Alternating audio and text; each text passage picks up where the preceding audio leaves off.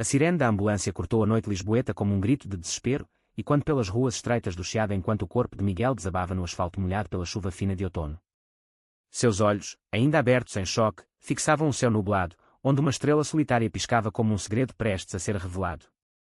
No meio do caos, sua mãe, Isabel, irrompeu da multidão, as mãos trêmulas agarrando o ar, convencida de que aquele acidente não fora mero azar, mas o castigo divino por um pecado que ela jurara apagar da vida do filho.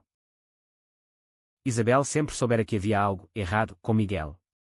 Desde os tempos de escola, quando ele preferia desenhar retratos de meninos bonitos em vez de jogar futebol com os colegas, ou quando, aos 16, fora pego sussurrando poemas para o vento em vez de paquerar as raparigas da vizinhança. Lisboa, com suas colinas íngremes e azulejos azuis que pareciam julgar em silêncio, era um palco perfeito para os segredos da família Oliveira. Eles moravam num apartamento modesto no bairro Alto, onde o fado ecoava das tabernas como um lamento eterno, e Isabel, viúva desde que o marido sucumbira a um infarto aos 45, criara Miguel sozinha, sendo uma teia de amor maternal entrelaçada com medos ancestrais. Ele é como o pai, murmurava ela para si mesma nas noites insones, ignorando que o pai fora um homem de silêncios profundos, não de paixões proibidas. O acidente acontecera numa quinta-feira chuvosa. Miguel, agora com 28 anos, voltava de um ensaio no Teatro Nacional de São Carlos, onde trabalhava como cenógrafo, sonhando com cenários que capturassem a essência das tragédias shakespearianas. Ele carregava um caderno de esboços, páginas cheias de linhas fluídas que traçavam o rosto de Rafael, o violinista que entrara em sua vida como uma melodia inesperada. Rafael, com seus cachos castanhos e olhos verdes como o mar da Cascais, era o segredo que Miguel guardava como um tesouro frágil. Eles se conheceram num festival de arte no Lisboa Factory, onde as notas do violino de Rafael se entrelaçaram com os traços do lápis de Miguel, criando uma sinfonia silenciosa de olhares trocados.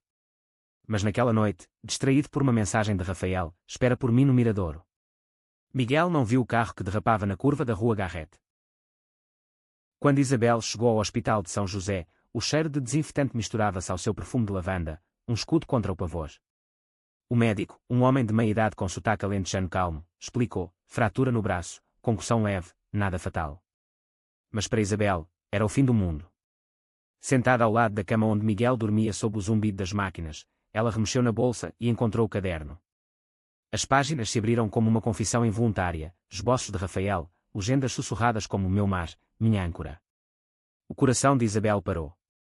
Meu Deus, é verdade? Pensou ela, as lágrimas escorrendo como a chuva lá fora. Ele é assim. E eu falhei como mãe. Na manhã seguinte, com Miguel ainda grogue de analgésicos, Isabel começou sua cruzada.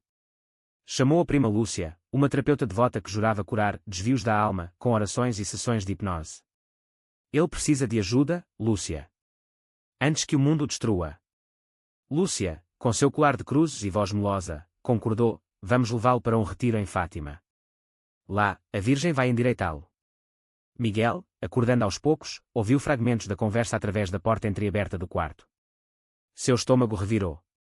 Ele amava a mãe, mas aqueles sussurros o faziam-se sentir como um boneco quebrado, pronto para ser consertado. Dias se passaram em tensão velada. Miguel saiu do hospital com o braço engessado, o corpo marcado por hematomas roxos que espelhavam as contusões em sua alma. Rafael o visitara em segredo, roubando um beijo rápido no estacionamento, prometendo paciência. Nós vamos contar a ela, um dia, dissera ele, os dedos traçando o gesso como se pudesse apagar a dor. Mas Miguel duvidava. Isabel intensificara sua vigilância, jantares com amigas solteiras, que ela convidava para animar o filho, livros de autoajuda sobre masculinidade verdadeira deixados casualmente na mesa de cabeceira. Uma noite, durante o jantar de bacalhau à Brás, ela explodiu. Miguel, eu sei do caderno. Eu sei o que você sente por aquele músico. Mas isso não é natural, filho. Deus nos fez para uma coisa só, homem com mulher, família, legado.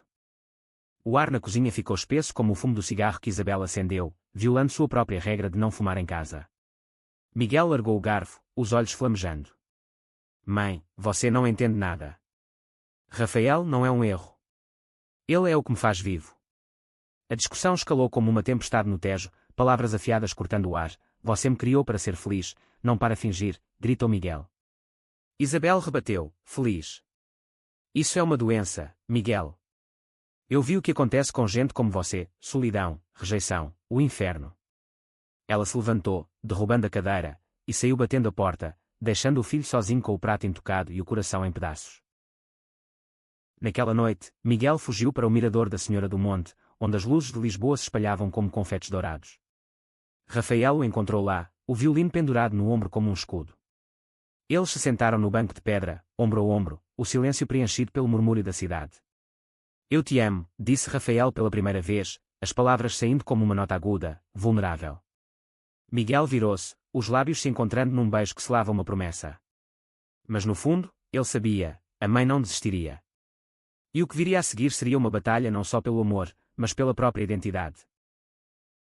Enquanto isso, Isabel, de volta ao apartamento, folheava um panfleto amassado de uma clínica em Coimbra, especializada em terapias de reorientação. Seus dedos tremiam, mas a determinação ardia como brasa. Eu vou salvá-lo, jurou ela ao retrato do marido na parede. Nem que custe tudo. Mal sabia que, ao amanhecer, um segredo do passado de Miguel viria à tona, abalando as fundações de sua cruzada e revelando que o pecado que ela temia era, na verdade, o eco de uma linhagem que ela mesma carregava. A campainha do apartamento tocou como um alarme falso, arrancando Isabel de seu torpor matinal. Era sábado, e o sol de Lisboa filtrava pelas cortinas de renda, pintando o chão de listras douradas que pareciam raios de esperança, ou ilusão. Ela abriu a porta para encontrar Ana, sua melhor amiga desde a juventude, carregando uma travessa de pastéis de nata quentes da pastelaria de Belém. Trouxe reforços, Isabel. Ouvi o que aconteceu. Conte tudo. Ana era o oposto dela, divorciada 2 vezes, com um riso que ecoava como sinos e uma tolerância por pecados modernos, que Isabel invejava em segredo. Sentadas à mesa da cozinha, com o aroma de canela e baunilha preenchendo o ar, Isabel despejou sua alma. Ele é gay, Ana. Meu menino, que eu criei com tanto cuidado, prefere um homem. E agora, depois do acidente, é como se o destino estivesse me punindo. Ana ouviu, mastigando devagar, seus olhos castanhos cheios de compaixão. Talvez não seja punição, amiga. Talvez seja apenas vida. Lembra do teu irmão, o João. Ele viveu feliz em Cascais com aquele parceiro dele por anos, antes de... A voz dela falhou, evocando a memória do tio de Miguel, que sucumbira à AIDS nos anos 90, numa era em que o silêncio era a única cura oferecida pela sociedade portuguesa. Isabel enrijeceu. João era fraco. Eu não vou deixar Miguel seguir esse caminho. Já marquei uma consulta na clínica de Coimbra. Eles dizem que com terapia e fé, ele pode mudar. Ana pousou a mão sobre a dela, gentil mas firme. E se ele não quiser mudar? Você vai perdê-lo, Isabel. Amor não se conserta como um relógio quebrado. As palavras pairaram como fumaça, e Isabel retraiu a mão, o estômago azedo apesar dos doces. Ela não admitiria, mas nas noites anteriores, sonhara com o marido vivo, sussurrando, deixa o rapaz ser ele mesmo. Acordava suando, questionando se o fantasma do passado atraía. Enquanto isso, Miguel e Rafael passeavam pelo Jardim da Estrela, um oásis verde no coração da cidade, onde as árvores centenárias sussurravam segredos aos pomos. O gesso no braço de Miguel o fazia-se mover devagar, mas a presença de Rafael era como um bálsamo. Minha mãe acha que pode me curar, confessou Miguel, chutando uma folha seca. Rafael parou, virando para si. E você? Acredita nisso? Seus olhos, tão verdes quanto as palmeiras ao redor, perfuravam a alma de Miguel. Não. Mas dói, Rafa. Ela é tudo o que eu tenho. Rafael sorriu, triste. Não mais. Agora tem a mim. E tem a tua arte, aqueles cenários que você cria são mundos onde ninguém julga. Eles se sentaram num banco sob uma estátua de rainha esquecida, e Rafael sacou o violino. As notas de uma morna antiga fluíram, melancólicas e doces, atraindo olhares curiosos de transeuntes. Miguel fechou os olhos, deixando a música lavar sua angústia. Mas o idílio foi interrompido por uma chamada. Era o diretor do teatro, convidando-o para um projeto especial, um musical sobre amores proibidos na Lisboa dos anos 70, inspirado em histórias reais de luta pela liberdade. É perfeito para ti, disse o diretor.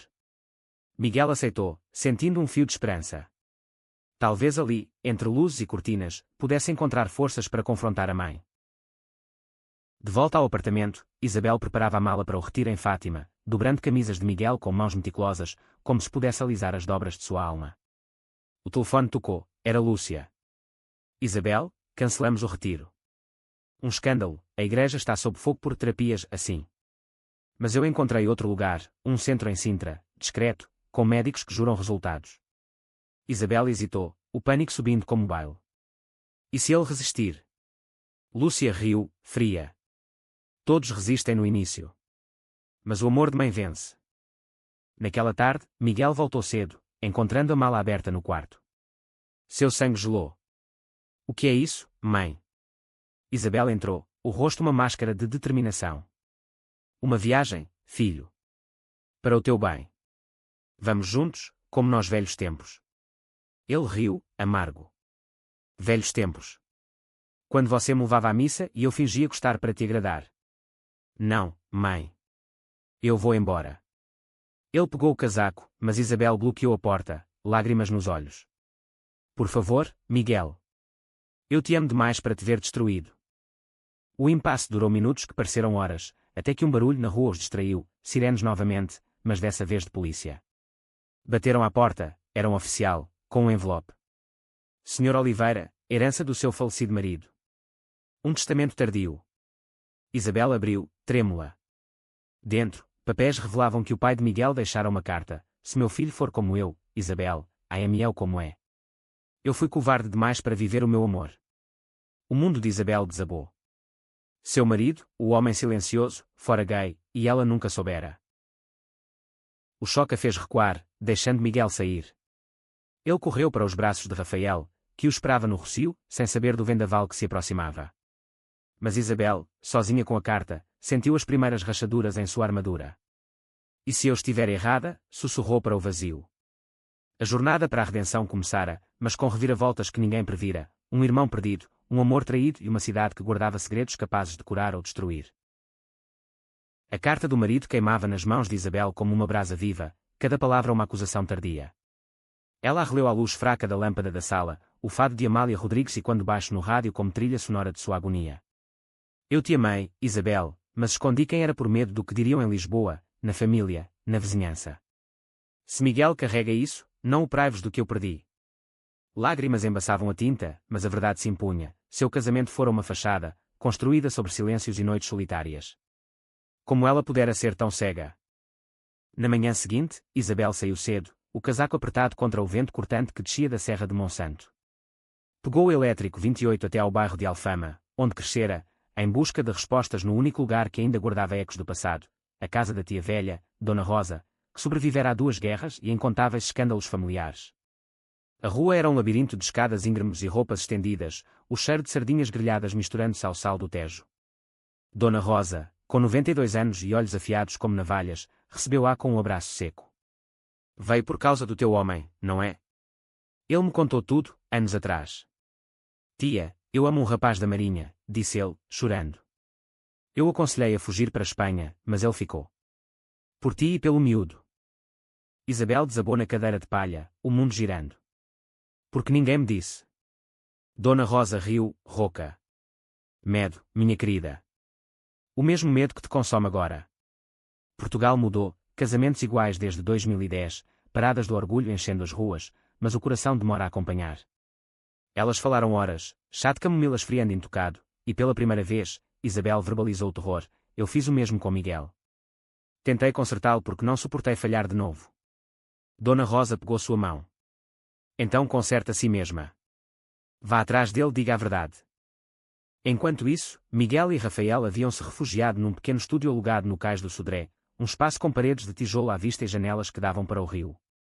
Era um refúgio improvisado, pago com os freelances de Rafael em bares de fado e os esboços de Miguel para galerias. Ali, longe dos olhos julgadores da mãe, eles teciam planos. Vamos para o Porto, sugeriu Rafael, enquanto preparavam um ensopado de grão de bico, o aroma reconfortante preenchendo o ar úmido. Lá, eu tenho contatos numa orquestra. E tu podes criar cenários para o Teatro Rivoli. Miguel assentiu, mas seu coração pesava. E se ela vier atrás? Ela acha que eu sou uma versão quebrada do pai. A menção ao pai acendeu uma faísca de curiosidade. Miguel nunca soubera detalhes da morte dele, um infarto repentino, diziam. Mas naquela tarde, enquanto Rafael ensaiava escalas no violino, Miguel ligou para um antigo amigo do pai, o Sr. Manuel, um advogado aposentado que vivia em Oeiras. Teu pai não morreu de coração fraco, rapaz, confidenciou Manuel ao telefone, voz trêmula. Ele pulou da ponte 25 de abril. Deixou uma carta, mas tua mãe a escondeu. Dizia que amava um homem, mas escolhia a família. O peso matou. Miguel desligou, o mundo desmoronando. Seu pai, o herói distante das fotos emolduradas, fora vítima do mesmo silêncio que ele temia. O choque o levou a uma caminhada solitária ao longo da ribeira, onde gaivotas gritavam como almas penadas. Rafael o encontrou horas depois, sentado na margem, joelhos contra o peito. Fala comigo, implorou, sentando-se ao lado. Miguel contou tudo, as palavras saindo engolfadas. Rafael ouviu, depois o abraçou forte. Isso explica tudo, a rigidez da tua mãe, o medo dela.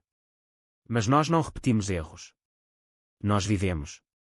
Eles voltaram ao estúdio de mãos dadas, selando um pacto, contariam a verdade, mas só após o ensaio do musical, que estrearia em 2 semanas no Teatro Camões. Isabel, fortalecida pelas palavras da tia, começou sua própria jornada de reparação. Inscreveu-se num grupo de apoio para pais de filhos LGBTQ+, na Casa da Esquina, um centro comunitário no Príncipe Real. Lá, entre cafés quentes e rostos diversos, ouviu histórias que espelhavam a sua, uma mãe que perdera o filho para o exílio autoimposto, outra que ganhara uma nora no lugar de uma nora tradicional. O amor não tem gênero, disse uma facilitadora, e Isabel, pela primeira vez, chorou sem vergonha. Mas o destino, caprichoso como o tram 28 em subidas impossíveis, preparava uma surpresa. Durante uma sessão, ela reconheceu um rosto, o de Pedro, o ex-namorado de Rafael, que agora militava pela causa. Pedro, com sua barba grisalha e sorriso irônico, aproximou-se no intervalo. Isabel Oliveira. A mãe do Miguel. Ele me falou de ti. O coração dela acelerou. Tu conheces meu filho. Pedro assentiu, explicando como Rafael e Miguel se uniram após um término amargo seu. Eles são reais, Isabel. Não os quebre. A conversa fluiu, e Pedro revelou mais. Rafael lutava contra uma depressão antiga, mascarada pela música, e Miguel carregava o trauma do pai sem saber. Isabel saiu dali mudada, mas atormentada, como reconquistar o filho sem revelar feridas que sangravam. Naquela noite, um temporal desabou sobre Lisboa, trovões e quanto como tambores de guerra. Miguel, no teatro, ajustava luzes para a cena de clímax, um casal fugindo da ditadura, beijando-se sob chuva artificial. O diretor gritou, corta, mas algo estalou dentro dele, uma linha de diálogo que ele reescreveu na hora: o amor não se conserta, ele se revela. Rafael, assistindo das coxias, aplaudiu, mas seus olhos traíam dúvida. Um telefonema interrompeu o momento, era Ana, amiga de Isabel. Ela mudou, Miguel. Dá uma chance. Mas há mais, sobre o teu pai. O gancho estava lançado. Miguel correu para casa, encontrando a mãe à porta, encharcada, com a carta na mão. Eu errei, filho. Teu pai. Ele era como tu. O abraço que se seguiu foi tenso, frágil, mas o primeiro passo. No entanto, o vendaval maior viria. Rafael, confrontado por Pedro sobre o passado, confessaria um segredo que abalaria a confiança de Miguel, levando a uma separação que ninguém esperava. O abraço de reconciliação durou apenas segundos antes que o telefone de Miguel tocasse, cortando o ar como uma navalha. Era Rafael, voz embargada, vem ao estúdio. Agora. Precisamos falar. Isabel recuou, os olhos vermelhos fixos no filho. Vai, mas promete que voltas. Temos tanto para consertar. Miguel assentiu, o coração dividido entre o passado que se revelava e o presente que ameaçava ruir. A chuva ainda caía em cortinas grossas enquanto ele pegava um táxi para o cais do Sodré, as luzes neon da cidade borradas como lágrimas não choradas. No estúdio, Rafael andava de um lado para o outro, o violino largado no sofá como um amante abandonado. Pedro me procurou hoje, começou ele, sem preâmbulos. Ele disse que viu tua mãe no grupo de apoio. E contou sobre nós. Miguel franziu a testa. E daí? Ela está mudando. Rafael parou, virando-se com olhos atormentados. Não é isso. Pedro me lembrou de algo que eu te escondi. Antes de ti, eu fui casado. Com uma mulher. Por 2 anos. Foi um erro, uma tentativa de normalizar minha vida após a família me rejeitar. Divorciei-me, mas ela ainda me persegue, com ameaças de expor tudo se eu não voltar. O chão pareceu sumir sob Miguel. Ele se sentou, o gesso latejando como um lembrete de fragilidades. Casado. Por que não me disseste? Rafael ajoelhou-se à sua frente, mãos trêmulas. Medo de te perder. Achei que era passado morto. Mas ela ligou ontem, dizendo que sabe de nós e vai contar para o meu agente, arruinar minha carreira. Lágrimas escorreram pelo rosto de Rafael, e Miguel sentiu uma fúria misturada à pena, fúria por segredos, pena por dores compartilhadas. Eu preciso de tempo, murmurou ele, levantando-se.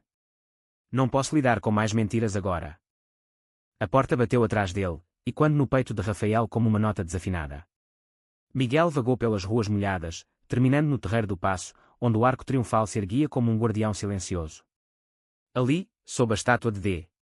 José I, ele ligou para o Sr. Manuel novamente. Conte mais sobre o meu pai. O advogado, relutante, revelou o nome do amante, António, um pescador do Ericeira que morrera num naufrágio anos antes. Teu pai ia visitá-lo toda a semana. A ponte. Foi o desespero de um amor não vivido. Miguel desligou, uma determinação nascendo, ele não repetiria o ciclo. Mas como, se nem Rafael confiava plenamente? De volta ao apartamento, Isabel esperava com chá quente e olhos suplicantes. Fala comigo, filho.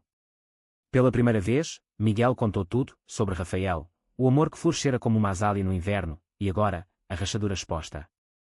Isabel ouviu, sem julgar, e quando ele terminou, disse, segredos destroem, Miguel.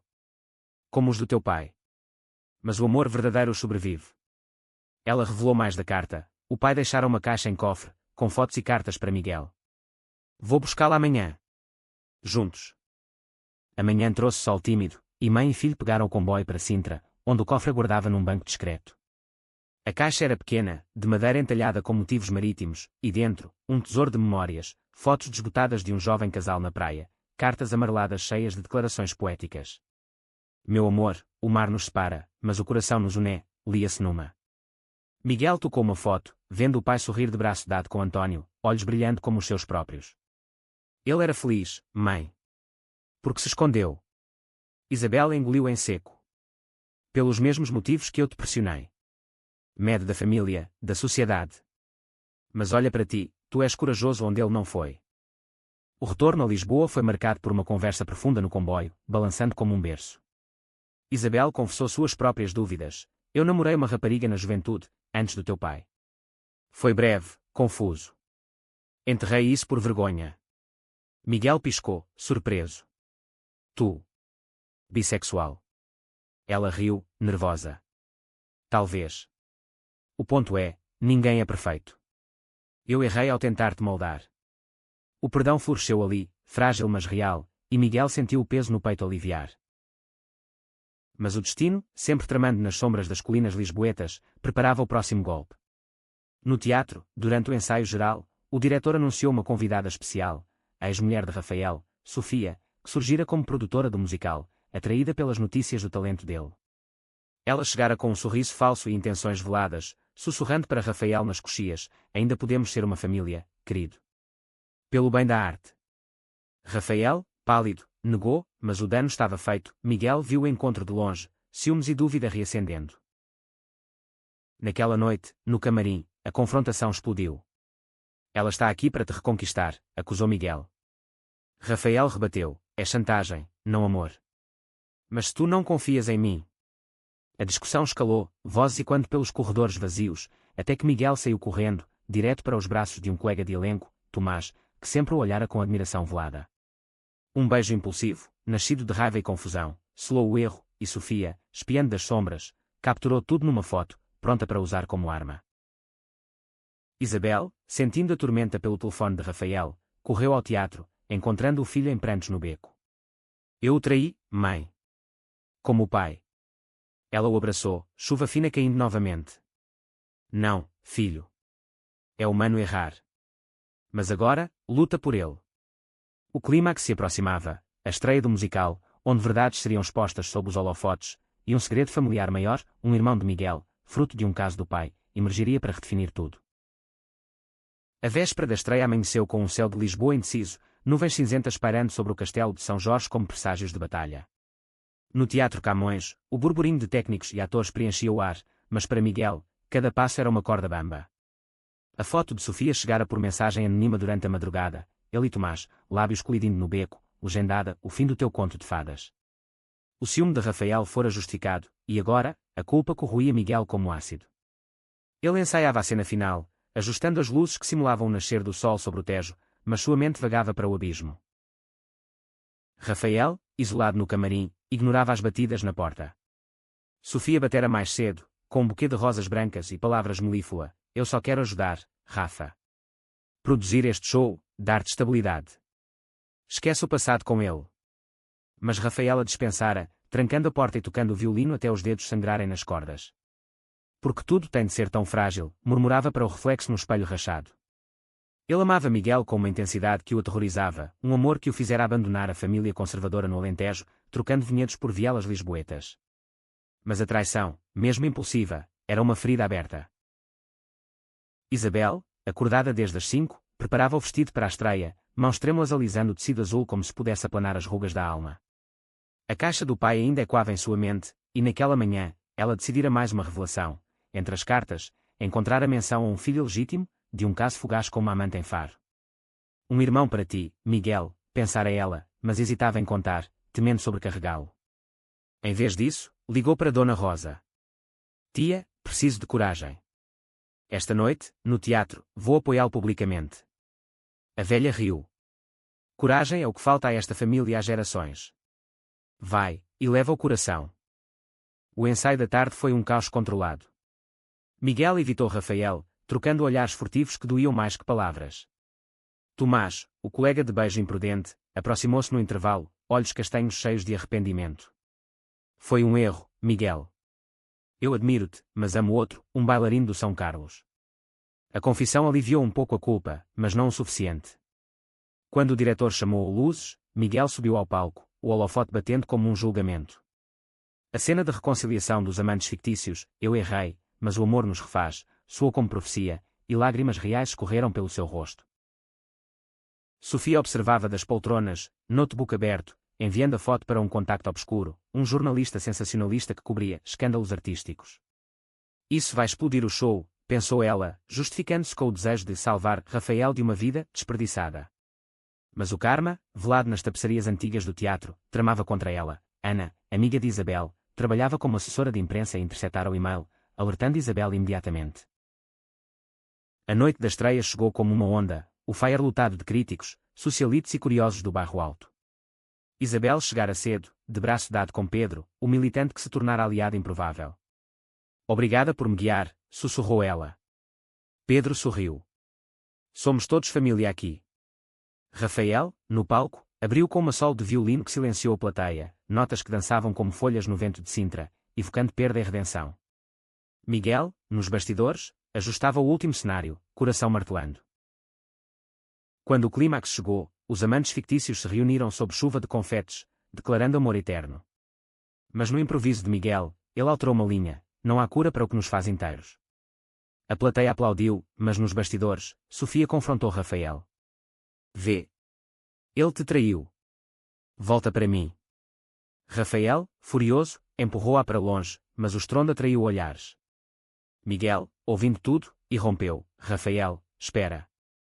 A discussão transbordou para o palco vazio, microfones captando fragmentos, traição, segredos, amor. O público, em pé para o bis, congelou.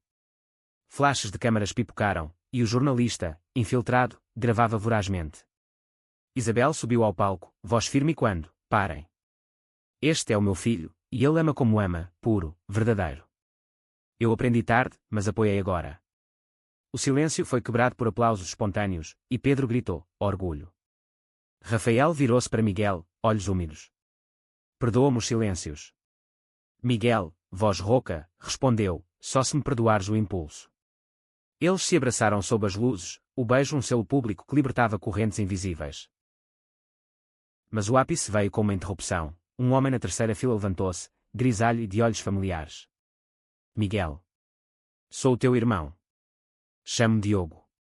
A revelação, nascida da carta que Isabel finalmente mostrara a Manuel, explodiu como fogos de artifício no Tejo. Diogo, criado em Faro por uma mãe solteira, viera após anos de busca. O pai nos deixou isso, disse, mostrando uma corrente idêntica à do pai nas fotos. A plateia, transformada em testemunha de uma catarse real, ovacionou de pé. Sofia, exposta, fugiu para as sombras, sua chantagem desfeita pela verdade coletiva. Isabel, unindo-se à família improvisada, chorou, concertamos juntos. A noite terminou em festa no after-party, fado e vinho tinto fluindo, mas as cicatrizes persistiam, prometendo curas lentas. Meses passaram desde aquela estreia que virara lenda nos círculos teatrais de Lisboa, um evento que os jornais apelidaram de A Noite das Revelações Verdadeiras. O musical correra por 6 semanas lutadas, com críticas elogiando não só a arte, mas a autenticidade crua que transbordara do palco para a vida. Miguel e Rafael, agora inseparáveis, mudaram-se para um apartamento maior no Príncipe Real, com varanda que dava para os jardins do Palácio de São Bento, onde podiam tocar violino e esboçar à luz do entardecer. O gesso fora removido, mas as marcas emocionais demoravam mais a cicatrizar. Isabel visitava semanalmente, trazendo empadas de atum da confeitaria da esquina e histórias de seu novo voluntariado no grupo de apoio. Ajudei uma mãe alentejana ontem, contava ela, olhos brilhando. Disse-lhe o que aprendi: o amor não se conserta, ele se acolhe. Diogo, o irmão perdido, tornara-se peça central da família, viajando de Faro com sua parceira, uma ceramista de mãos calejadas, para fins de semana de conversas profundas no Mirador da Graça. Ele revelara mais sobre o pai. Ele me visitava disfarçado de tio, trazendo conchas do Tejo como talismãs. Morreu sabendo que eu era gay também, um legado duplo. Mas a calmaria pós-tempestade escondia redemoinhos. Sofia, humilhada pela exposição, processara o teatro por difamação, alegando que sua preocupação maternal fora distorcida. O julgamento, marcado para o Tribunal de Lisboa, pairava como uma nuvem baixa. Rafael, atormentado por noites insones, questionava: e se perdermos tudo? A carreira, a paz. Miguel o acalmava com desenhos de futuros cenários, uma casa em Sintra, filhos adotivos correndo por jardins de camélias, mas internamente, duvidava se o passado realmente ficava para trás. Uma tarde de primavera, enquanto caminhavam pelo aqueduto das águas livres, Miguel confidenciou um sonho recorrente, o pai na ponte, mas dessa vez, estendendo a mão para salvá-lo. É como se ele quisesse que eu vivesse o que ele não pôde. Rafael parou, virando para si. Então vamos. Eu te proponho casamento, não por lei, mas por nós. O anel, simples de prata com uma pedra verde como seus olhos, foi comprado numa joalheria escondida no Chiado, e a proposta feita sob o aqueduto, e quando promessas eternas. Isabel, ao saber, chorou de alegria, organizando um jantar familiar no antigo apartamento do Bairro Alto. Diogo trouxe vinho do Algarve, Ana pastéis de nata, e até Dona Rosa apareceu, de cadeira de rodas, para abençoar. Esta família Oliveira renasce, proclamou ela, erguendo o copo. Mas durante o brinde, um envelope chegou pelo correio, era de Sofia, não uma ameaça, mas uma carta de rendição. Eu errei, Rafael. Meu ciúme veio de um amor não correspondido, mas vejo agora que tu encontraste o teu. Retiro a ação. O julgamento evaporou, deixando espaço para cura. O casamento simbólico aconteceu num verão dourado, na praia da Ericeira, onde o pai de Miguel pescara com seu amor secreto. Convidados, atores, músicos, militantes, formaram um círculo na areia, o mar como testemunha. Rafael tocou uma valsa original, notas dançando sobre as ondas, enquanto Miguel recitava votos esboçados em seu caderno: tu és minha melodia, minha luz nos azulejos partidos. Isabel, de véu improvisado, leu a carta do marido, voz firme: hoje, honramos o que ele sonhou. Mas o verdadeiro clímax veio em privado, meses depois, quando Isabel revelou um último segredo. Ela adotara, em segredo, um menino órfão de 10 anos, filho de um casal LGBTQ mais falecido em acidente. Chama-se João, como o teu tio. Quer que cresça sem os medos que nos assombraram. Miguel, abraçando o irmãozinho, sentiu o ciclo quebrar de vez. Rafael, ao lado, sussurrou: nossa família, enfim. Anos fluíram como o Tejo, levando Miguel a dirigir seu próprio teatro, Rafael a compor para orquestras nacionais, e Isabel a escrever memórias que inspiraram livros sobre aceitação. Diogo abriu uma galeria em Faro, expondo fotos do pai restauradas. As noites de fado no Bairro Alto ainda lamentavam, mas agora com tons de esperança. E em cada entardecer, do Mirador, eles olhavam a cidade, colinas, rios, segredos revelados, sabendo que o amor, uma vez consertado pelo medo, florescera indomável. O acidente que quase os separou fora o catalisador, a mãe desesperada, a vilã improvável que se tornara heroína. Lisboa, eterna guardiã de paixões, sussurrava: tudo se revela, no fim.